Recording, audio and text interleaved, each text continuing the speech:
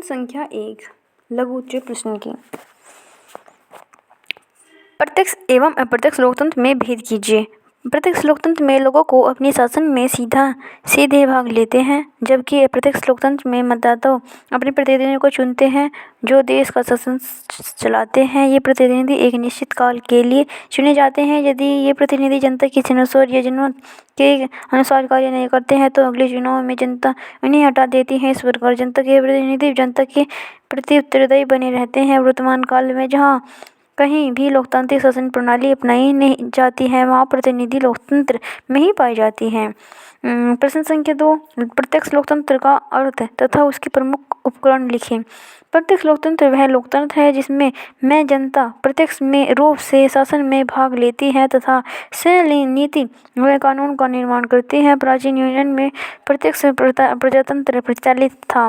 प्राचीन यूनान में छोटे छोटे राज्य होते थे जिनकी जनसंख्या बहुत ही कम थी, अतः जनता स्वयं एक जगह इकट्ठा होकर कानून निर्माण आदि का कार्य करती थी। वर्तमान में स्विट्जरलैंड में प्रत्यक्ष प्रजातंत्र प्रचलित है। प्रश्न संख्या 3 भारत की लोकतांत्रिक की चुनौतियों का वर्णन कीजिए। वर्तमान भारतीय राजनीति में लोकतंत्र कौन कौन सी चुनौतियाँ हैं, विवेचन करें। उत्तर है वर्तमान भारतीय लोकतंत्र में अनेक दीर्घकालीन और समसामयिक समस्याएं हैं जो हमारे ध्यान आकर्षित कराती हैं। इसमें से प्रत्येक समस्या के संकीर्ण दलीलें राजनीति को ऊपर उठाने हल किए जाने की आवश्यकता है। इस समस्या में मुख्य रूप से महंगाई, बेरोजगारी, आर्थिक मंदी, ग्लोबल वार्मिंग, जलवायु परिवर्तन, विदेशी नीतियाँ, आंतरिक सुरक्षा, साक्षरता आदि कई ज्वलंत मुद्दे हैं जिन पर काफ़ी चर्चा बहस की आवश्यकता है।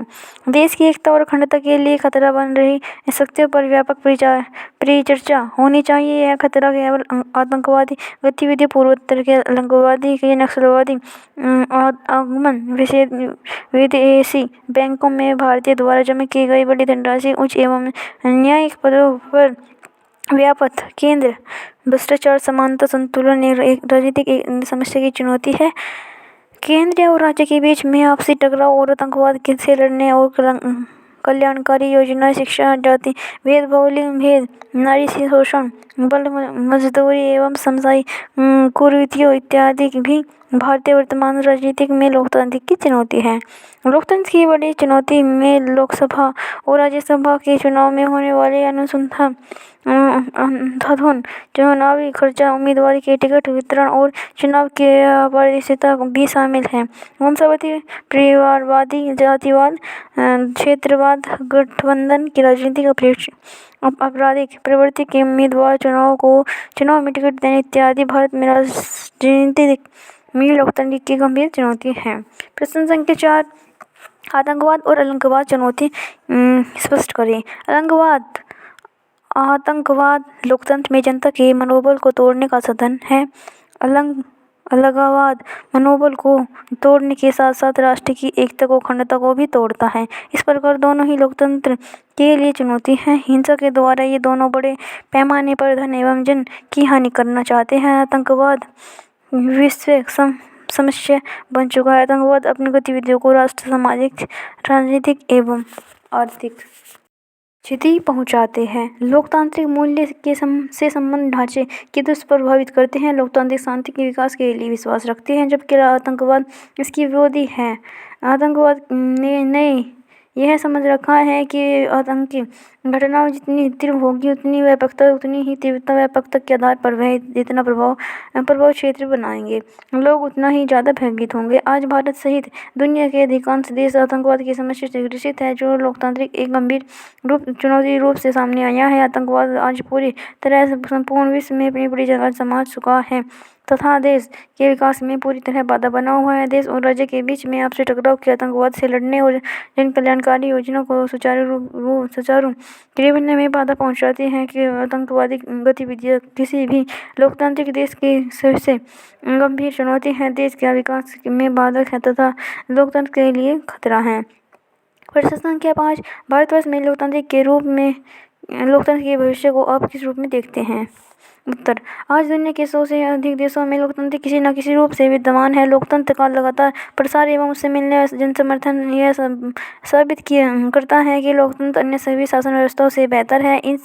व्यवस्था में भी सभी नागरिकों को मिलने वाला समान अवसर व्यक्तियों की स्वतंत्रता, गरिमा, आकर्षण को बेहतर बनाता है। इस व्यवस्था में सभी लोगों को नागरिक आकर्षण के बिंदु हैं। साथ ही में आपसी भेदभाव एवं टकराव को कम करने वाले गुण दोषों के आधार पर सुधार की निरंतर संभावना लोगों को इसके करीब लाती है। इस प्रसंग में सबसे महत्वपूर्ण बात यह है कि लोकतंत्र में फैसले किसी भी व्यक्ति के विशेष द्वारा नहीं बल्कि सामूहिक सम्मति के आधार पर लिए जाते हैं। लोकतंत्र के प्रति लोगों की उम्मीदों के साथ साथ शिकायतों का भी कम नहीं होती है। लोकतंत्र के लोगों को अपेक्षा इतनी ज़्यादा हो जाती है कि इसकी थोड़ी सी कमी खलने लगती है। कभी कभी तो हम लोकतंत्र को हर मर्ज की दवा मान लेने का भी खतरा मोल ले लेते हैं और इसमें तमाम सामाजिक, राजनीतिक और आर्थिक विषमताओं का सामना करने वाली जादुई व्यवस्था मान लेते हैं। इस तरह आतंकवादी दृष्टिकोण में इसके प्रति अरुचि एवं अपेक्षा प्रभाव भी पैदा करते हैं। परंतु लोकतंत्र के प्रति ये नजरिया ना तो सिद्धांत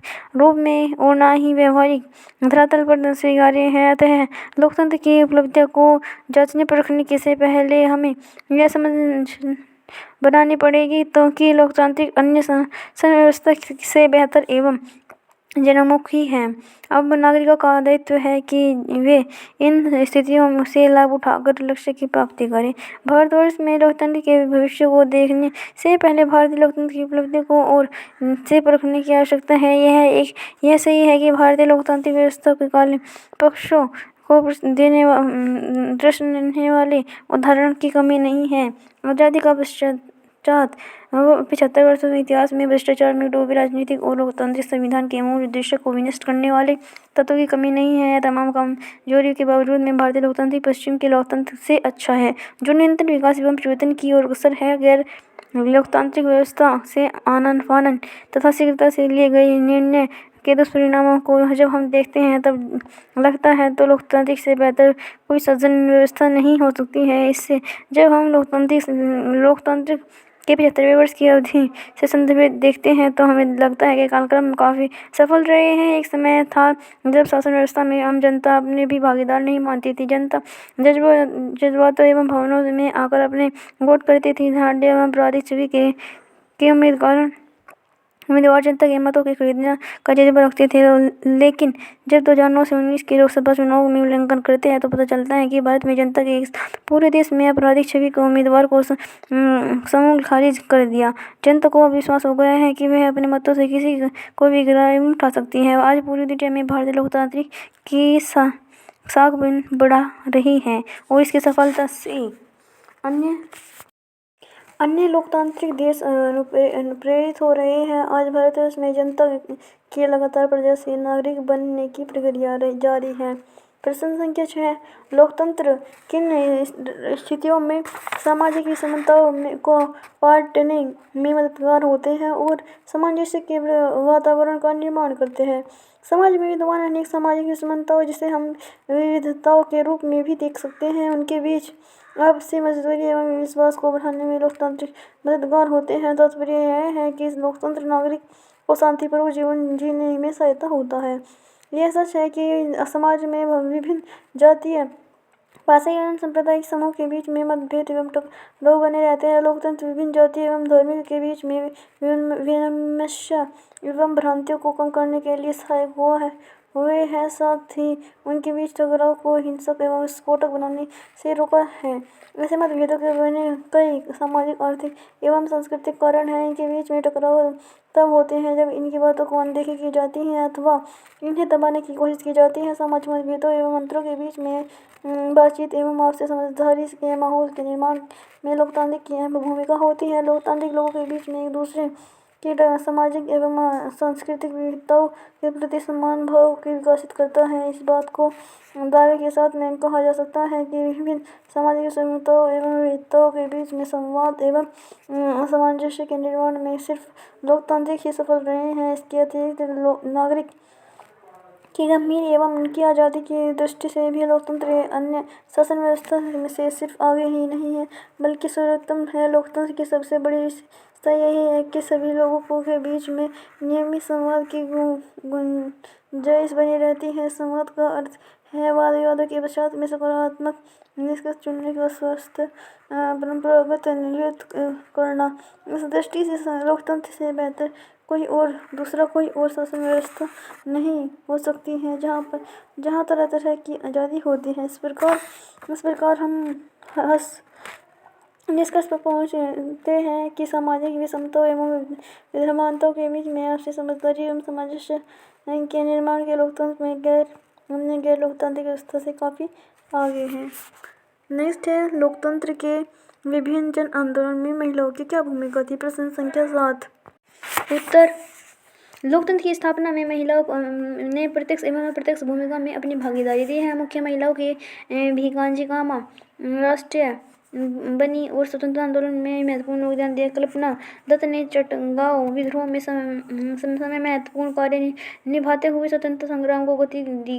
रानी लक्ष्मीबाई के योगदान को सारा विश्व जानता है। बंगाल के क्रांतिकारी प्रतिहार वारदार ने सूरसेन के नेतृत्व में चटगांव गांव में विद्रोह में अपनी जान की बलि दे दी थी। भारतीय महिलाओं के लिए प्रेरणा स्रोत बन गई है। एनी बेसेंट 1917 ईस्वी में कांग्रेस की प्रथम महिला अध्यक्ष बनी और कांग्रेस और नीतियों के स्वतंत्रता आंदोलन में महत्वपूर्ण योगदान दिया। पंडित जवाहरलाल नेहरू की बहन विजय लक्ष्मी पंडित ने अपनी संपूर्ण जीवन स्वतंत्रता संग्राम के महत्वपूर्ण कार्रवाई समृद्धि करने के लिए उत्तर प्रदेश की जनता को अपने राज्य का प्रथम मुख्यमंत्री बनाया। स्वतंत्रता संग्राम में महिलाओं से सक्रिय योगदान के लिए श्रीमती इंदिरा गांधी जी ने स्वतंत्रता संग्राम में महिलाओं को अधिक भागीदारी सुनिश्चित करवाई। उपयुक्त तथ्य इस बात को प्रमाणित करते हैं कि महिलाओं ने स्वतंत्रता संग्राम में काफ़ी योगदान दिया है। नेक्स्ट क्वेश्चन है हमारा 8th। एक दलीय प्रणाली के कितने रूप हैं? उत्तर, एक दलीय प्रणाली के 3 रूप हैं, जो कि एक दलीय प्रणाली, द्विदलीय प्रणाली और बहुदलीय प्रणाली। एक दलीय प्रणाली जानते हैं जिस राष्ट्र में शासन की समस्त इकाइयाँ एक ही दल के हाथों में केंद्रित होती हैं तथा अन्य दलों के कार्य करने की अनुमति नहीं होती है, उसे एक दलीय प्रणाली वाला राष्ट्र कहा जाता है। द्विदलीय प्रणाली, जिसे देश में केवल 2 ही दलों का कार्य राजनीतिक का रूप में महत्व होता हो तो उसे द्विदलीय प्रणाली कहा जाता है। बहुदलीय प्रणाली में 2 से अधिक दल राजनीति में सक्रिय रहते हैं, द्विदलीय प्रणाली कहते हैं। थर्ड है 9th क्वेश्चन, राजनीतिक दलों की विशेषताएं क्या है? विशेषताएं हम पॉइंट के द्वारा जानेंगे, जो कि है 10 पॉइंट्स। तो आइए शुरू करते हैं। उत्तर, राजनीतिक दल का प्रमुख विशेषताएं इस प्रकार है। राजनीतिक दल एक ऐसा संगठन है जिनका प्राथमिक उद्देश्य राजनीतिक नेतृत्व की प्राप्ति का होता है, जिसमें 2 दल का नेता होता है। इसे संगठित अल्पतंत्र के द्वारा शक्तियों और हथियाने का पूरा प्रयत्न करता है। यह पूरा प्रयत्न होता है। सेकंड पॉइंट है, राजनीतिक दल का आधार नायकों का संगठन। थर्ड, राजनीतिक दल का एक उद्देश्य सत्ता प्राप्त करना होता है। फोर्थ, इस संगठन का आधार सामान्य सिद्धांतों की एकता है और समुदाय की प्रमुख समस्या के संबंधित प्रश्नों में समाधान पर सहमति होना वांछनीय है। 5वां पॉइंट है, राजनीतिक दल में कई परस्पर विरोधी समूह किसी उद्देश्य एवं राजनीतिक विचारधारा को लेकर आपस में संबंधित रहते हैं। इसमें आर्थिक एवं सामाजिक हितों के कारण उपसंरचना निर्मित होती है। 6th है, राजनीतिक दल के उद्देश्य हित साधन होते हैं। 7th है, उद्देश्य अपने उद्देश्य से प्राप्ति के लिए शांतिपूर्ण तथा संवैधानिक साधना के विश्वास रखते हैं, लेकिन कुछ राजनीतिक दल ऐसे भी हैं जो संवैधानिक साधनों में विश्वास नहीं रखते हैं। 8th है, राजनीतिक दल के एक खुली व्यवस्था होती है। इसके द्वारा सदस्यता हेतु हमेशा खुले रहते हैं। ऊपर से लेकर नीचे तक की व्यवस्था बनी रहती है, जिसके द्वारा एक दल के सदस्य अपने विचारों के अर्काई या अक्लमन तक पहुँचाते हैं। अल्पमन का अपने दल में केंद्रीय स्थान होता है। राजनीतिक दल का संगठन में निरंतरता बनी रहती है और दूसरे शब्दों में यह संगठन लंबी अवधि में होते हैं। लास्ट पॉइंट है, जो कि है 10, राजनीतिक दल सत्ता प्राप्त करने के उपरांत में अपने सिद्धांतों को व्यावहारिक रूप देते हैं। प्रश्न संख्या 10, सरकार की विपक्ष की भूमिका बताइए। जो कि है, भारत के विपक्ष उतने ही महत्वपूर्ण समझा जाता है जितना कि सत्तारूढ़ दल प्रत्येक लोकतंत्र के विपक्ष को अपनी विशेषता एवं महत्वपूर्ण भूमिका रही है। 1967 में जब एक तक कांग्रेस का वह केंद्र वह राज्यों में बहुमत रहा था, भारत में विपक्ष बहुत कमजोर था।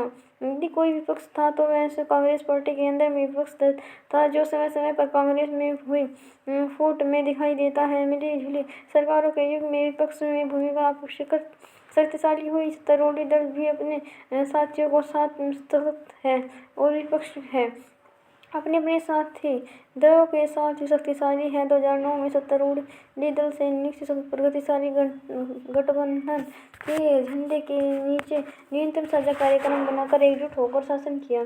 दूसरी ओर राष्ट्रीय जनतांत्रिक गठबंधन के दायरे में संयुक्त रूप से सशक्त विपक्ष की भूमिका बनी रही है। 2014 से 2019 के चुनाव में भारतीय जनता पार्टी के लोकसभा में स्पष्ट बहुमत मिला है, किंतु लोकसभा के विभिन्न अधिवेशन में विपक्ष की भूमिका नकारात्मक ही रही है।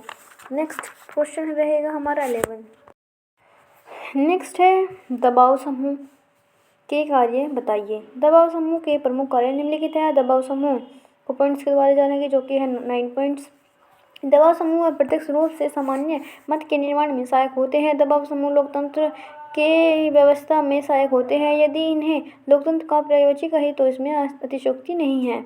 दबाव समूह अपने सदस्यों की आर्थिक, राजनीतिक, सामाजिक तथा सांस्कृतिक हितों को प्राप्त करने का प्रयत्न करते हैं। दबाव समूह समाज के औद्योगिक एवं आर्थिक हितों का प्रतिनिधित्व करते हैं तथा विधायकों को अपने पक्ष में करने का प्रयास करते हैं। दबाव समूह निर्वाचन का समस्या प्रतिनिधि के चयन के महत्वपूर्ण भूमिका निभाते हैं। ये राजनीतिक दलों का समय समय पर आर्थिक सहायता भी प्रदान करते हैं। यह कार्यपालिका को निरंकुशता पर अवरोधक के रूप में कार्य करते हैं। ये निर्वाचक में सक्रिय भूमिका निभाते हैं और लोकतांत्रिक व्यवस्था को जीवित एवं जागृत करने का सहयोग रखते हैं। वे सदन तथा समिति स्तर पर विधि निर्माण को प्रभावित करते हैं। ये अपने से संबंधित विषयों की तकनीकी तथा विशिष्ट आंकड़ों और तथ्यों प्रस्तुत करते हैं, जिससे विधायिक तथा प्रशासनिक प्रभावित होते हैं। आमंड के दबाव का समूह। प्रश्न संख्या 12। आमंड के अनुसार में दबाव गुटों को निम्नलिखित 4 प्रकार होते हैं, जो कि है इस प्रकार। फर्स्ट है संस्थानात्मक दबाव समूह। संस्थानात्मक दबाव समूह दलों, विधानमंडलों, सेना, नौकरशाही इत्यादि में सक्रिय रहते हैं। इनमें औपचारिक संगठन होते हैं। ये संघगत रूप से विकास क्रियाशील हो रहते हैं अथवा विभिन्न संस्थानों की छत्र छाया में पोषित होते हैं। ये अपने हितों की अभिव्यक्ति के साथ साथ अन्य सामाजिक समुदायों के हितों का भी प्रतिनिधित्व करते हैं। सेकंड है संघात्मक समुदायात्मक दबाव समूह। समुदाय आत्मक दबाव समूह हितों की अभिव्यक्ति के विशेष अर्थ संघ होते हैं। इनकी प्रमुख विशेषता विशिष्ट हितों की पूर्ति करना होता है। व्यवसायिक हित समूह में आधुनिक दबाव समूह के रूप में कार्य करना समर्थ सबसे अधिक है। थर्ड है संघात्मक समूह। समुदाय आत्मक समूह दबाव समूह। समुदाय आत्मक समूह दबाव समूह अनौपचारिक रूप से अपने हितों को अभिव्यक्त करते हैं और उनके संगठित संघ नहीं होते हैं। प्रदर्शनकारी अनियमित दबाव समूह।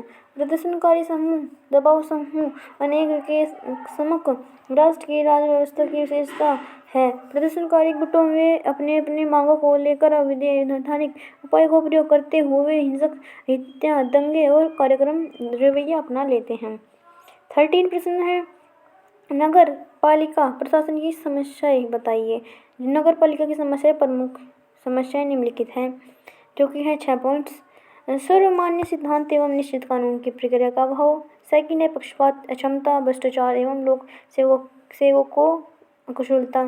विभिन्न अधिकारों में समन्वय का अभाव, जन सहयोग का अभाव, दलगत राजनीति का नियमित, वित्तीय संसाधन की कमी। नेक्स्ट है प्रश्न संख्या 14। ग्रामीण प्रशासन की कुछ प्रमुख समस्याएं बताइए। ग्रामीण प्रशासन में पंचायती का एक महत्वपूर्ण स्थान है, किंतु पंचायती शासन में कुछ समस्याएं निम्नलिखित हैं, जो कि पॉइंट्स के द्वारा देखेंगे, जो कि 4 पॉइंट्स हैं। ग्रामीण समुदाय में निवास रूढ़िवादी तथा जातिवाद से प्रभावित है। इसके दृष्टिकोण अत्यंत ही संकुचित है। ग्रामीण समुदाय में व्यक्ति दलबंदी के शिकार हैं। और राजनीतिक दल के भी अपने अनुसार होने चाहिए, जिधर मोड़ सकते हैं। शिक्षा एवं निर्धनता ग्रामीण समुदाय के लिए घोर अभिशाप है। ग्रामीण समुदाय के संकीर्णता के कारण ग्रामों में कुछ पेशावर नेता उत्पन्न हो गए हैं। प्रश्न संख्या 15, पंचायती राज प्रणाली के उद्देश्य बताइए। पंचायती राज प्रणाली का प्रमुख उद्देश्य ग्राम पंचायत जनता का सर्वांगीण विकास करना। इसके उद्देश्य निम्नलिखित है, जो कि है ग्रामीण कृषि उत्पादन में वृद्धि करना, ग्रामीण एवं कुटीर उद्योग का विकास करना, रोजगार के अवसर बढ़ाना, सामाजिक वैज्ञानिक एवं वृक्षारोपण कार्यक्रम संचालन, ताकि पर्यावरण में सुरक्षा के साथ साथ में ईंधन एवं चारे की समस्या का कमी न की जा सके। फिर है नेक्स्ट, परिवार कल्याण कार्यक्रम की जानकारी देना, इसे सफल बनाना, पशु संरक्षण एवं चिकित्सा की सुविधा उपलब्ध कराना, ग्रामीण शिक्षा व्यवस्था की देखरेख करना, ग्रामीण अर्थव्यवस्था को सुदृढ़ करना। इसके अलावा ग्रामीण क्षेत्र में तत्कालीन समस्याओं का हल करने के लिए सरकार का संपर्क बनाए रखना। प्रश्न संख्या 16 है, सरकार द्वारा चुनी हुई व्यवस्था के किए गए सुधारों का विवेचन करना, जो कि हम पॉइंट्स के द्वारा ये समझेंगे। उससे पहले देखते हैं, पिछले कुछ वर्षों में चुनाव व्यवस्था में सुधार करने की मांग जोरों पर है। विपक्षी दलों द्वारा चुनाव में सुधार करने के लिए कई बार संसद में मांग की गई है। चुनाव आयोग द्वारा भी व्यवस्था के सुधारने के लिए सुझाव दिए गए हैं। प्रत्येक प्रतिनिधि चुनाव 1996 तथा जम्मू कश्मीर प्रतिनिधि कानून बिल चुनाव व्यवस्था सुधार की दिशा में अगस्त 1966 में लागू हुए। इस संशोधन को चुनाव के दौरान में लागू में व्याख्याता निम्न प्रकार सुधार किए गए थे। इलेक्ट्रॉनिक मशीनों का प्रयोग, जनप्रतिनिधि कानून 1951 में सुधार करके चुनाव व्यवस्था में इलेक्ट्रॉनिक मतदान मशीनों का भी प्रयोग करने की व्यवस्था की गई। मत अधिकार की आयु 18 वर्ष करना, 61वें संविधान संशोधन द्वारा मताधिकार की आयु 21 वर्ष से घटाकर 18 वर्ष कर दी गई। इसे सर्वसम्मत में किया गया है। अपराधियों के चुनाव में खड़े होने पर रोक, ऐसे प्रतिनिधि चुनाव लड़ने के लिए 6 वर्ष के लिए आयु की घोषित किए जाए या मुनाफाखोरी या जमाखोरी करने के खाद्य पदार्थ, मिलावट, दहेज विरोधी सख्ती कानून, आतंकवादी या नशीली पदार्थों की कानून का उल्लंघन करते हुए पकड़े गए। चुनाव मशीनरी की चुनाव आयोग के अधीन करना, जनप्रतिनिधि कानून 1951 में संविधान संशोधन करके जारी चुनाव मशीनरी को चुनाव आयोग को अधीन कर दिया गया है। अधिकारी को चुनाव की जिम्मेदारी निष्पक्ष और अनुशासनबद्ध तरीके से निभा सके। 5th पॉइंट है, चुनाव बैठकों में बाधा डालने पर सजा।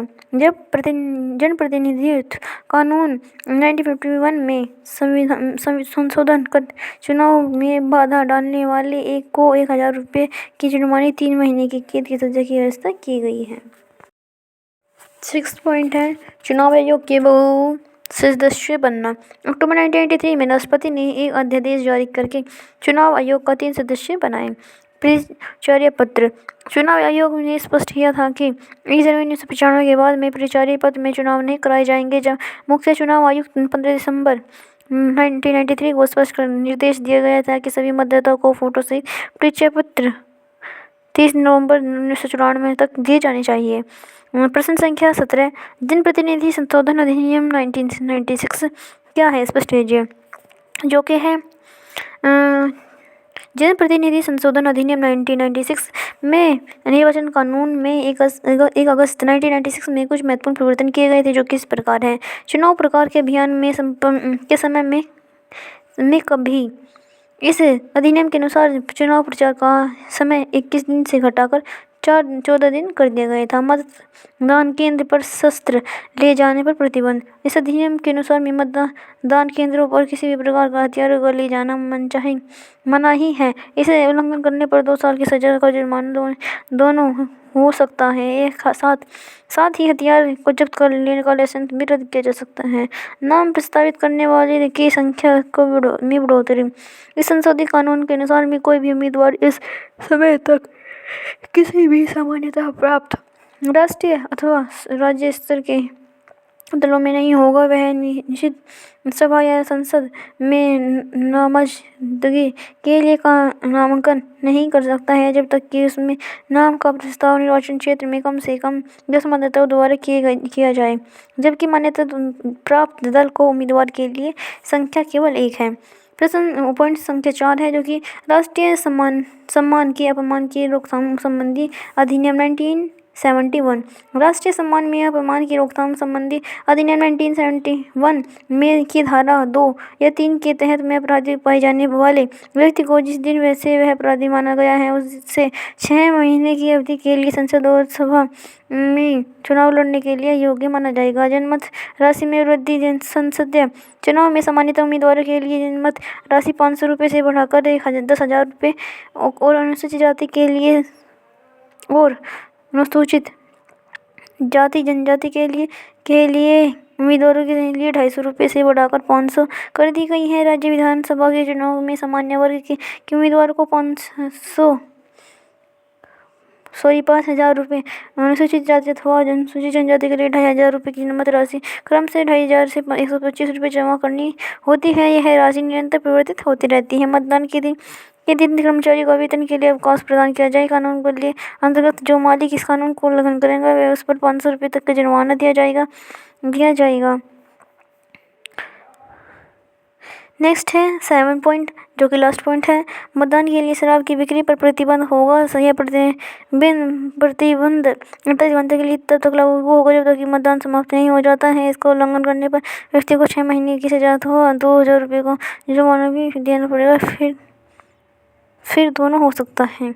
प्रश्न संख्या 18, निर्वाचन आयोग के स्वतंत्र बनाने के लिए क्या व्यवस्था लागू की गई है? निर्वाचन आयोग की स्वतंत्रता बनाए रखने के लिए संपूर्ण व्यवस्थाएं की गई है। संविधान में मुख्य निर्वाचन आयुक्त की योग्यता का वर्णन नहीं किया गया है और न ही इसकी नियुक्ति के संबंध में कोई विशेष प्रक्रिया की स्थापना की गई है। यह सब कुछ राष्ट्रपति के विवेक पर छोड़ दिया गया है। भारत में संसदीय शासन प्रणाली के होने के कारण वास्तव में मुख्य चुनाव आयुक्त की नियुक्ति केंद्रीय मंत्रिमंडल में नियुक्त होती है, अतः इसकी नियुक्ति में राजनीतिक प्रभाव पड़ने की संभावना में व्यक्त की जाती है। एक बार पद पर ग्रहण के बाद उपरांत मुख्यमंत्री निर्वाचन आयुक्त हो, राष्ट्रपति अपनी इच्छा से नहीं हट सकता तो उसे ढंग से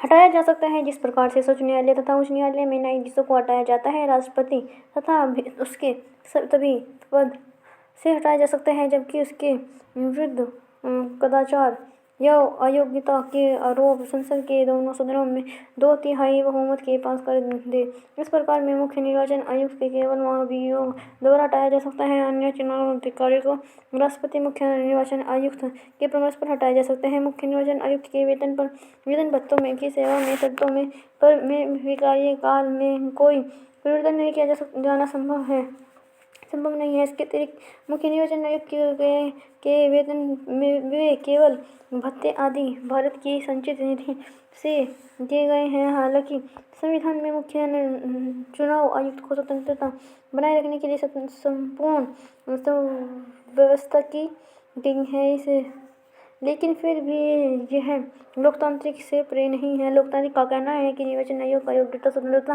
निष्पक्षता में जनता विश्वास में दृढ़ विश्वास बनाने के लिए किया गया आयुक्त 1962 के माध्यम से बनाना चाहिए था, लेकिन केवल सर्वोच्च न्यायालय के न्यायाधीशों का या उच्च न्यायालय के न्यायाधीशों के लिए अन्य निर्वाचन आयुक्त नियुक्त हो सकते हैं। 1993 में चुनाव आयोग में बहु सदस्य बना दिया गया है। इसके अलावा चुनाव निर्वाचन आयुक्त को बिना किसी उसकी योग्यता तथा पूर्णता सफलता को महत्वपूर्ण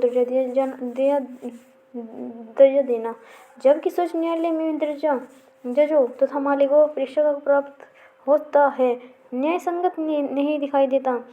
यदि महालेख परीक्षक या लोक सेवा आयोग के अध्यक्ष को सेवा निवृत्ति के बाद में नौकरी स्वीकार करने के लिए अधिकार नहीं प्राप्त होता है तो वैश्विक स्तर पर पदाधिकारी को ऐसी छूट देना सैद्धांतिक दृष्टि से ठीक नहीं है। आश्चर्य की बात यह भी है कि सर्वोच्च न्यायालय या उच्च न्यायालय का न्यायाधीश एवं महालेख परीक्षक तो पद ग्रहण करता है पर शपथ लेनी आवश्यक है, परंतु निर्वाचक आयुक्त के लिए शपथ ग्रहण करने के लिए आवश्यक नहीं है। प्रश्न संख्या 19, जो कि है आम चुनाव के नेतृत्व की क्या भूमिका रही है?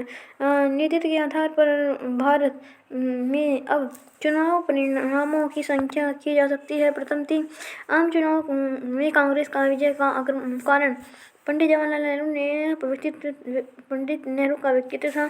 चौथे आम चुनाव की कांग्रेस में गांधी जी के आधार पर ही विजय प्राप्त की जा सकती है। 1997 में कांग्रेस के भारी पराजय के कारण में है श्रीमती गांधी के कारण व्यक्ति की छवि में बहुत अधिक धूमिल हो गई थी। 1989 में कांग्रेस की पराजय के कारण बोफोर्स सौदे में दलील को लेकर राजीव गांधी ने की छवि को धूमिल होना था। 1988 में निर्वाचन अटल बिहारी वाजपेयी के प्रश्नात्मक का प्रतिबिंब करता है। 2014 में 2019 में नरेंद्र मोदी के आधार पर लड़े गए प्राप्त हुए हैं। लोकसभा चुनाव लड़ने के लिए क्या योग्यताएं हैं? लोकसभा के लिए योग्यताएं: उम्मीदवार होना, भारत का नागरिक। सेकंड है उम्मीदवार की उम्र 25 वर्ष से कम नहीं होनी चाहिए। उम्मीदवार पर किसी तरह का आपराधिक मामला दर्ज नहीं होना चाहिए। उम्मीदवार का नाम देश के किसी हिस्से में इलेक्टोरल रोल या दर्ज में नहीं होना चाहिए, अर्थात उम्मीदवार का मतदाता होना अनिवार्य है। यदि उम्मीदवार किसी भी तरह से निम्नलिखित शर्तों के अंतर्गत नहीं होता है तो उसके आवेदन का निर्वाचन रद्द किया जा सकता है। यदि उम्मीदवार किसी भी तरह ऑफिस या प्रॉफिट में शामिल हो। नेक्स्ट पॉइंट है यदि उम्मीदवार उन्मुक्त दिवालिया हो, यदि उम्मीदवार किसी भी तरह से लोकसभा उम्मीदवार होने की शर्त में काबिल ना हो। अलगाववाद से क्या तात्पर्य है? प्रश्न संख्या 21। अलगाववाद किसी बड़े समूह में सांस्कृतिक, जातीय, आदिवासी, धार्मिक, नस्लवादी, सरकारी या लैंगिक अलगाव की राष्ट्रपति की मांग है। अतः जो लोग देश के किसी भी हिस्से को उससे अलग करना चाहते हो तो उसे अलगाववादी कहा जाता है। हालांकि ऐसे जरूरी नहीं है कि वे लोग देश की ही मांग करें। कभी कभी पूर्ण रूप से आज़ादी के जगह कुछ चुनिंदा राजनीतिक मामलों में स्वाधीनता मिल जाने पर भी वे संतुष्ट हो जाते हैं। अलगाववाद होना एक आम बात हो गई है। जो लोग छोटी छोटी सी चीज़ों की मांग करने लगते हैं उन्हें अलगाववाद का नाम दिया जाता है। इसलिए वह लोगों के धर्म के नाम पर, कौम के नाम पर लोग जल्दी से भड़क उठते हैं। फिर वह ऊंचे पद पर पाने के लिए गलत रास्ते बनाने लगते हैं। सड़कों से उतरकर मारपीट करते हैं, दुकानें फैक्ट्री में आग लगा देते हैं। अन्य कोई ऐसे उदाहरण हैं जिनसे ऐसे मनुष्य को भारी नुकसान का सामना करना पड़ता है। ऐसे अलगाववाद का नाम दिया जाता है। अलगाववाद के कई प्रकार के कारण होते हैं, जैसे धर्म के नाम पर भेदभाव, रंग के आधार पर भेदभाव, जाति के आधार पर भेदभाव। इससे लोगों में परस्पर फूट पड़ती है, लोग एक दूसरे से झगड़ा करने लगते हैं और जो एक अलगाववाद का रूप धारण करने लेते हैं, फिर वह अलग अलग चीज़ों की मांग करते हैं, उसे अलगाववाद का नाम दिया जाता है। भारत में अलगाववादी आंदोलन में संक्षिप्त विवरण। भारतीय अपनी जातीय और धार्मिक विविधताओं के साथ साथ में कई उपराष्ट्रवादियों को इतिहास के देखते हुए बड़ी संख्या की जातीय और धार्मिक विविधता के साथ साथ में कई राष्ट्रवादी का इतिहास देखते हुए बड़ी संख्या को अलगाववादी आंदोलन का सामना करना रहा है। कोवलर 2017 में भारत में 135 अलग अलगाववादी आंदोलन की गणना करते हैं। इनमें से कई आंदोलन छोटे निष्कर्ष होने के कारण में, कई तनावों के कारण में भारत जैसे प्रबंध ढंग से करना है। भारत का नक्शा अलगाववाद के 3 प्रमुख समूह को इंगित करता है तथा कथित 7 बहनों के साथ में चरम पूर्वोत्तर। अरुणाचल प्रदेश आंदोलन, मिजोरम, नागालैंड, मेघालय, त्रिपुरा, मणिपुर और असम अलगाववाद के दूसरे 2 देश जम्मू कश्मीर उबल रहे हैं। तीसरा केंद्र में सबसे खतरनाक कथित नक्सल पश्चिम तथा या नक्सलबाड़ी के नाम से जाना जाता है। यह 1967 में के बाद में पश्चिम बंगाल, उत्तर प्रदेश, आंध्र प्रदेश, झारखंड और मध्य प्रदेश के कुछ साहित्य से भारतीय के प्रभावित किया है। चीनी संस्कृति क्रांति से प्रभावित शुरू में से भी यही मार्क्सवादी के नाम से गुंडों द्वारा हमला किया गया, हिंसा की गई। हिंसा शुरू की जो लंबे समय तक पश्चिम और बंगाल में भारत के कई अन्य हिस्सों को हिलाकर रख दिया है। अत्यधिक गरीबी वर्गों द्वारा निचली और पिछड़ी जातियों का शोषण और शोषित वर्गों का सामाजिक न्याय और अवसर से वंचित करना बीच में संतोष के कारण थी। नक्सलवादी आंदोलन आदिवासी जैसे क्षेत्र झारखंड और उड़ीसा में लोकप्रिय है, जहाँ आदिवासी आबादी अपनी पारंपरिक और जीवन शैली को नुकसान और हिंदू साथ के साथ में नुकसान जाने की क्रूर तरीके से नाराज है। नक्सलवादी में मुख्य गुट दलित, आदिवासी और मुस्लिम हैं। उत्तराखंड अलगाववादी आंदोलन कब शुरू किए गई थी? शॉर्ट में जानेंगे। उत्तराखंड आंदोलन उत्तर प्रदेश राज्य के भीतर सक्रिय घटना को संदर्भित करता है, जिसके परिणामस्वरूप उत्तराखंड भारत और अलगाववाद के रूप में जन्मा। उत्तराखंड 9 नवंबर 2000 को एक राज्य बना। उत्तराखंड को लंबे समय तक बलिदान के बाद हुआ। ये है कि समाप्त होती है। नेक्स्ट हम करेंगे 3 क्वेश्चन की वीडियोज़।